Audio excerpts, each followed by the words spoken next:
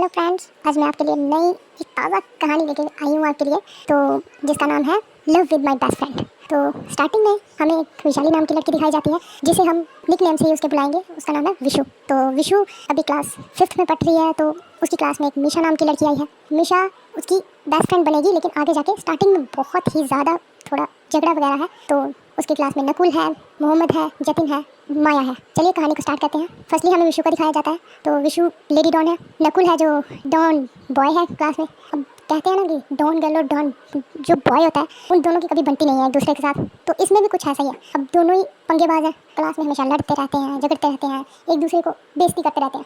अब बेइज्जती तो होगी जब लड़ते झगड़ते हैं। तो बस कुछ ऐसा ही चल रहा था क्लास में। जब टीचर आएंगे, अब अभी झगड़ा चल रहा था, तो अचानक से टीचर की एंट्री हो जाती है। तो उन्होंने बॉटल सीधे टीचर के सिर पे मारी। टीचर के सिर पे जब लगी तो टीचर ने चिल्लाते हुए बोला, नकुल, विशाली, एक जगह खड़े हो जाओ, वरना मैं प्रिंसिपल के पास ले जाऊंगी तुम दोनों को। वो दोनों एक जगह खड़े हो गए। अब नकुल के मुंह पे चौक वगैरह लगा है और विशाली के बाल पूरे एकदम ऐसे झाड़ू टाइप बन गए हैं। तो मैम ने कहा, विशाली अपने बाल सीधे करो, नकुल तुम चौक साफ करो अपने मुंह से, और दोनों के दोनों क्लासरूम से बाहर निकल जाओ।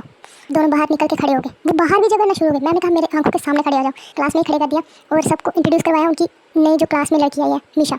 अब मीशा को जब इंट्रोड्यूस करवाते हैं तो ऑब्वियसली सारे देखते रह जाते हैं, क्योंकि मीशा ने अपने पुराने स्कूल में टॉप कर रखा था, गेम्स में भी अच्छी थी। तो मतलब सबकी आंखों का तारा। तो अब जब मैम ने उसके ग्रेड्स वगैरह बताए तो सब इम्प्रेस। तो मैम ने उसे बिठाया क्लास में। वो सुबह सुबह ही लड़ रहे थे। अभी ब्रेक उसके बाद मैम ने उन्हें बिठा दिया, होमवर्क वगैरह चेक किया। विशु ने तो मतलब ऐसे ही थी, लेडी डॉन टाइप की, तो उसने होमवर्क वगैरह करती नहीं थी। ना ही होमवर्क करना, ना ही पढ़ना, बस दादागिरी।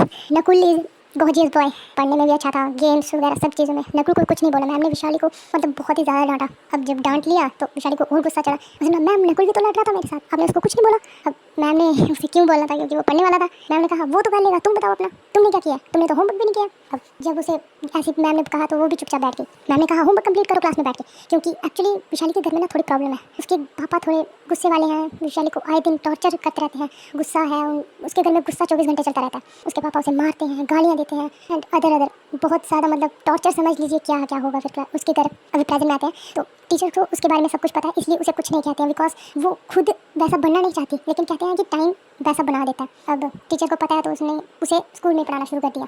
अब जब पढ़ा रहे थे टीचर तो उसके बाद ब्रेक हो गया। ब्रेक टाइम पे मीशा को सब कॉन्ग्रेचुलेशन कर रहे थे कि तुम हमारे स्कूल में आई हो, नहीं हो। तो विशु देख के पीछे ऐसे मतलब हंसते हुए बैठ रही थी और देख रही थी क्या बोल रहे हैं क्या नहीं। नेक्स्ट पार्ट कर लाएगा। Bye bye, thank